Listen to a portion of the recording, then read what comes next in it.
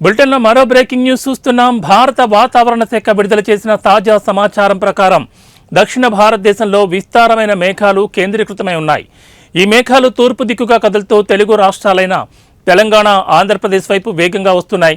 దీనికి తోడు ఆగ్నేయ ఆసియా ప్రాంతం నుండి కూడా మేఘాలు రావడం వల్ల ఈ రెండు రాష్ట్రాల్లోని పలు ప్రాంతాల్లో తేలికపాటి నుంచి ఓ మోస్తరు వర్షాలు కురిసే అవకాశాలున్నాయని ఐఎండీ తెలిపింది.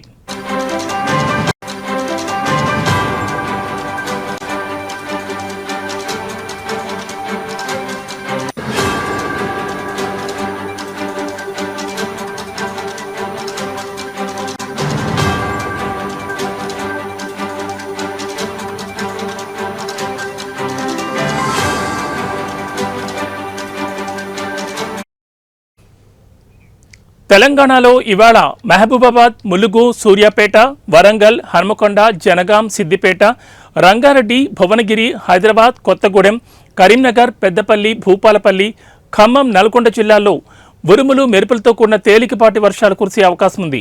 ఈ జిల్లాలకు ఎల్లో హెచ్చరికలు కూడా జారీ చేశారు. రాష్ట్రంలోని కొన్ని ఇతర ప్రాంతాల్లో వాతావరణం వేడిగా, పొడిగా ఉండే అవకాశం ఉందని అంచనా వేస్తున్నారు.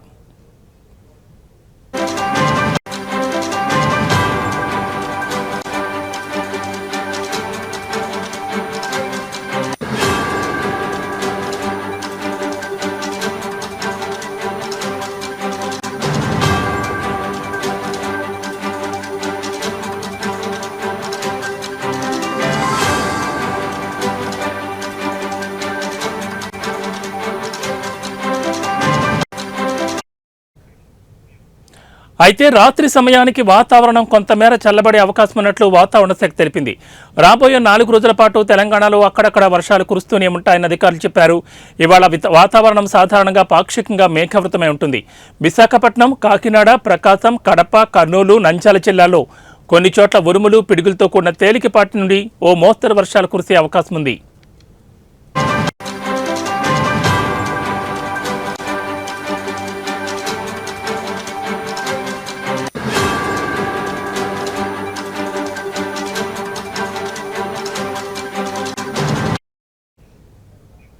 తీర ప్రాంత జిల్లాలైన విశాఖపట్నం, గుంటూరు, కృష్ణా జిల్లాల్లో ఉష్ణోగ్రతలు స్వల్పంగా తగ్గే అవకాశం ఉంది.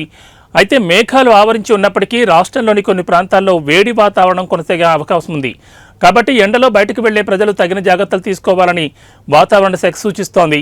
బంగాళాఖాతంలో గాలుల వేగం గంటకు 11 కిలోమీటర్లకు తగ్గింది. ఆంధ్రప్రదేశ్లో గంటకు 12 కిలోమీటర్లు మరియు తెలంగాణలో గంటకు 13 కిలోమీటర్ల వేగంతో గాలులు వీచే అవకాశం ఉంది.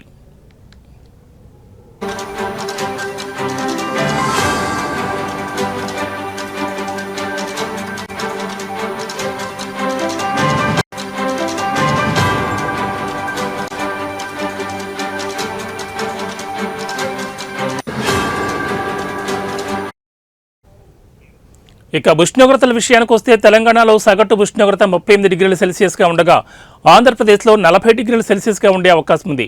వర్షం లేని ప్రాంతాల్లో ఎండ తీవ్రత ఎక్కువగా ఉంటుంది. తేమ శాతం రెండు రాష్ట్రాల్లోనూ పగటిపూట 20% కంటే తక్కువగా ఉంటుందని అధికారులు వివరించారు. రాత్రి సమయంలో తెలంగాణలో తేమ 40%, ఆంధ్రప్రదేశ్లో 75% పెరిగే అవకాశం ఉంది.